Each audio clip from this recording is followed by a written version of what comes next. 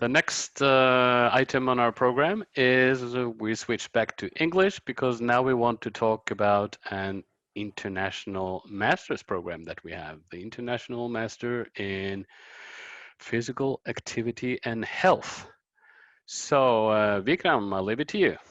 Thank you.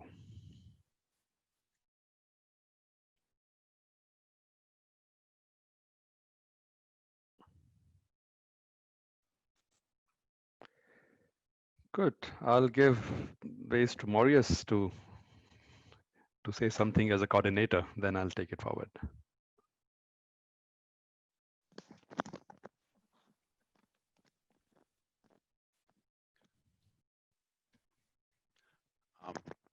Can you hear me? Yeah.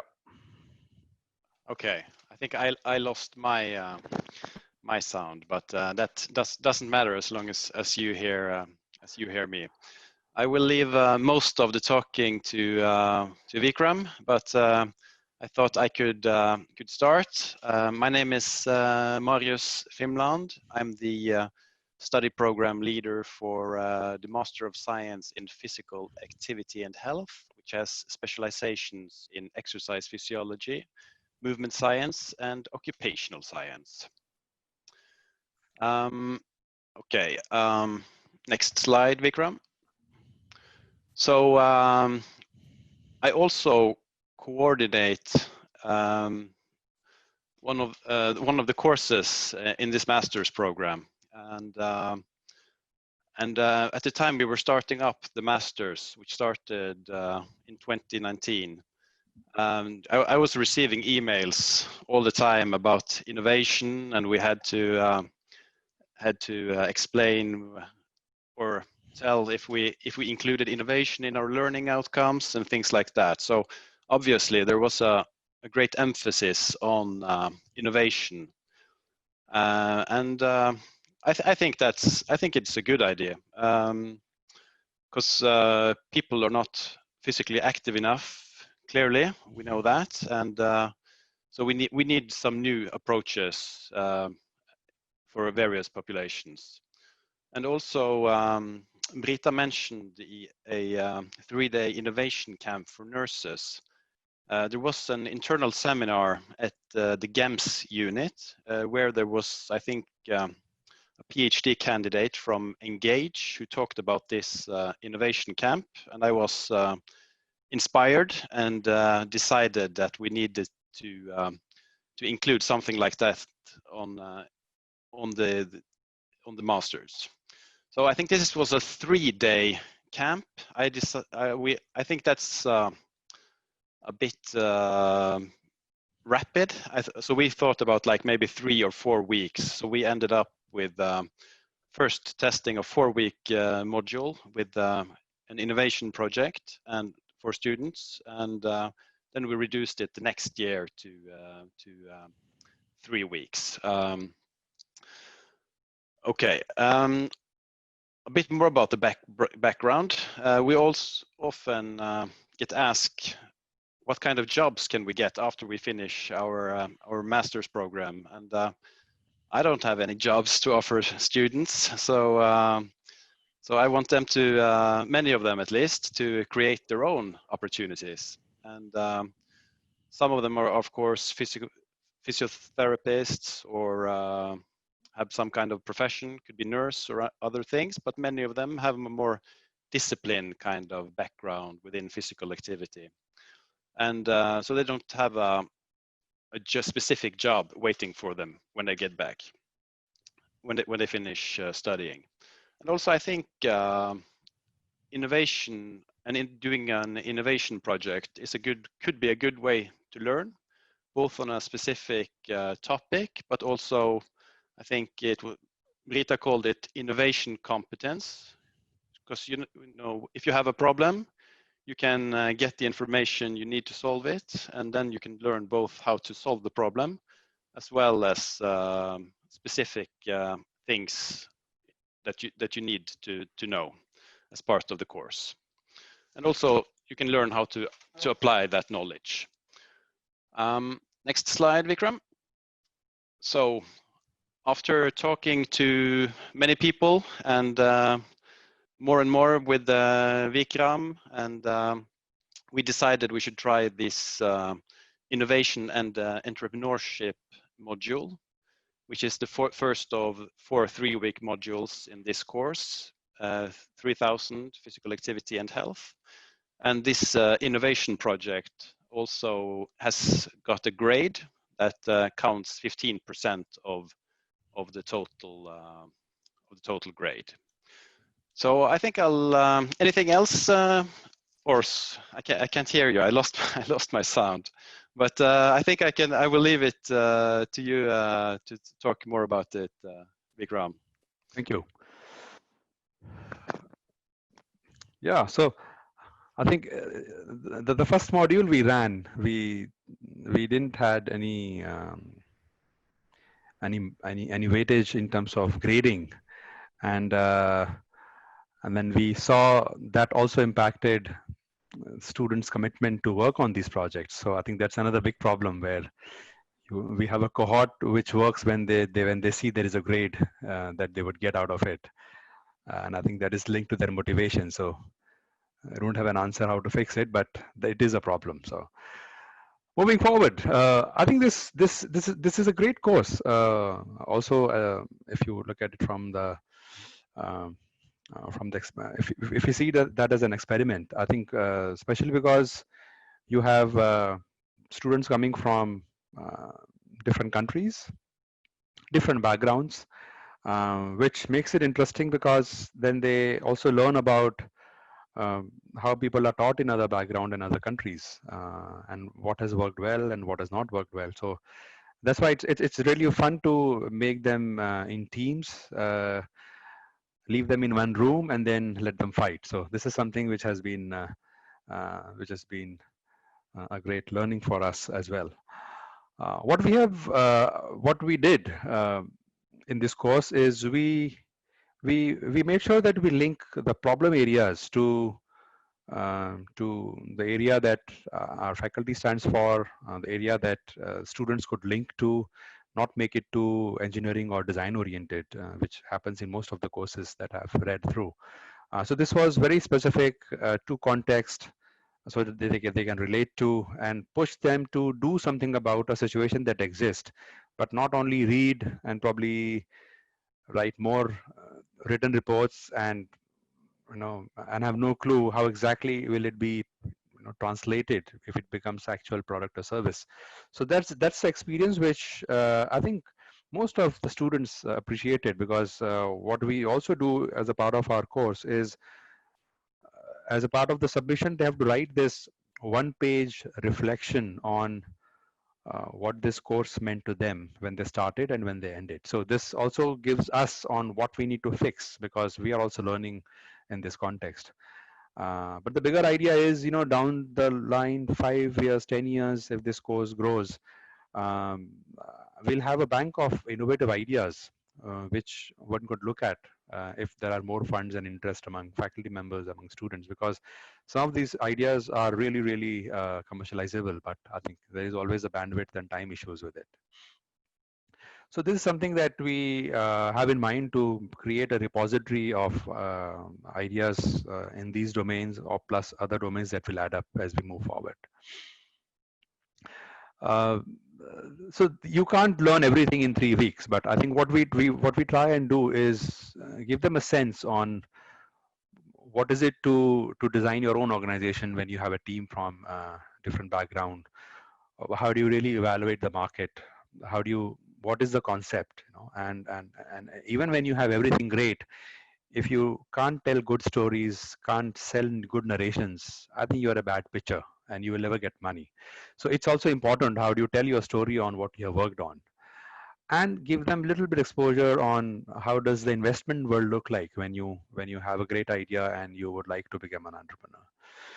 But I think what we also tell them is, this life is not going to be too straightforward or linear that they are used to. They are so used to doing chapter 1, then chapter 2, chapter 3, and you can't go to 5 because you have to do 4 first. So this mindset of what they come from really needs to be shaken completely on how this part of the innovation works. And we could see that after internal resistance of first meeting, second meeting, you can see that the same candidate also appreciates on what's going on.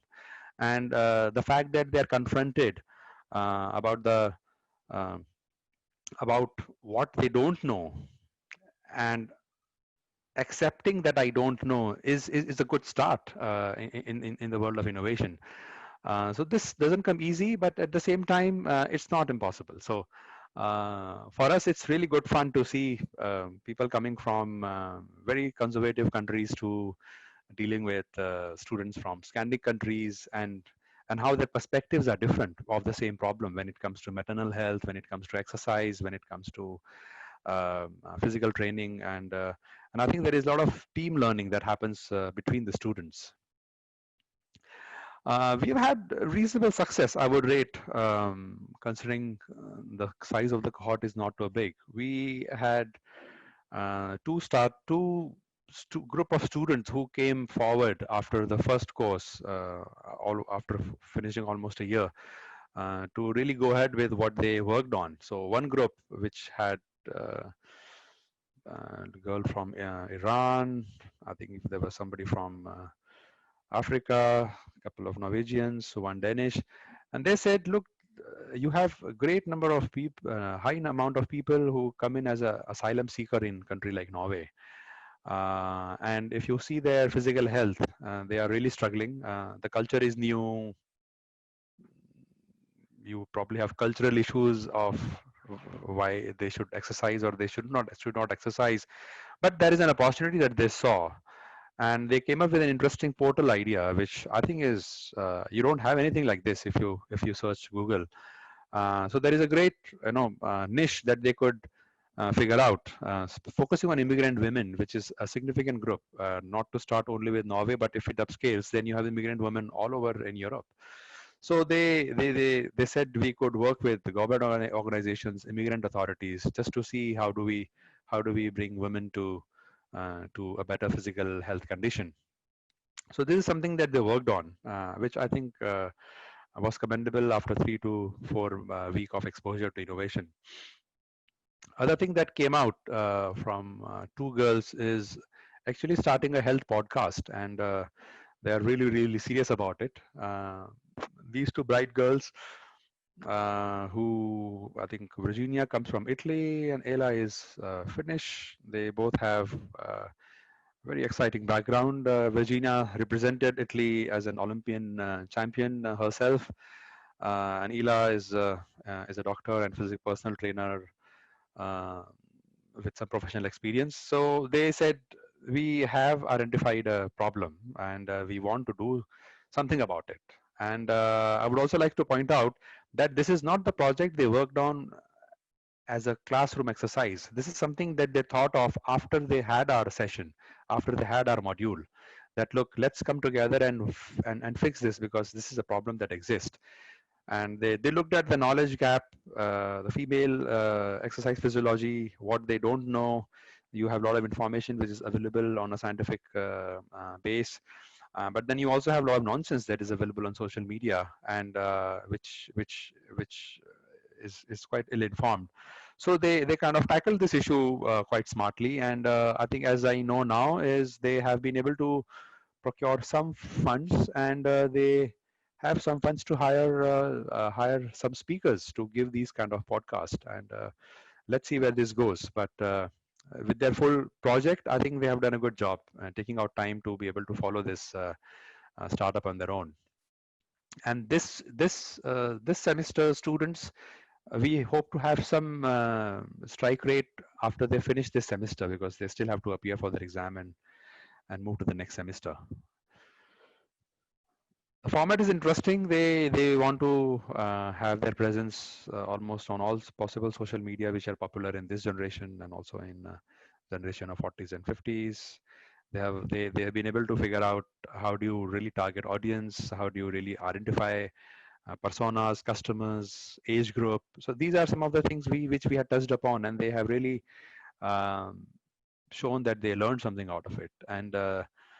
And this is a slide which I had asked them on how would they project it, just to say what they learned. And this is what they had to say. They believe everybody can be an innovator, an entrepreneur. There is nothing that is impossible. The idea is to really find a problem and you go out to the people. You don't do all the research and work sitting in the lab and hope that people will be waiting for your solution. You really need to be out early to be able to see where you stand and fail early and fail often to have a really reliable solution. So that's an approach that they have really departed with once they are done with the course. And that they have proven the fact how they are going ahead with their implementation strategy. But in this course, I think there is a clear gain that students had. They got to work in teams, especially in a Scandinavian culture where you can work in teams, but are they really working in teams or individually is always a question. But this is something which they were really pushed into, and they learn how do you respect other disciplines. So no discipline is one over other, but everybody comes with a great value that one has to respect, especially if it is a founding team. They learn how to reflect critically on themselves, to know about their strengths and weaknesses, because that's important as an innovator, that you know what you're good at. Deal with conflict.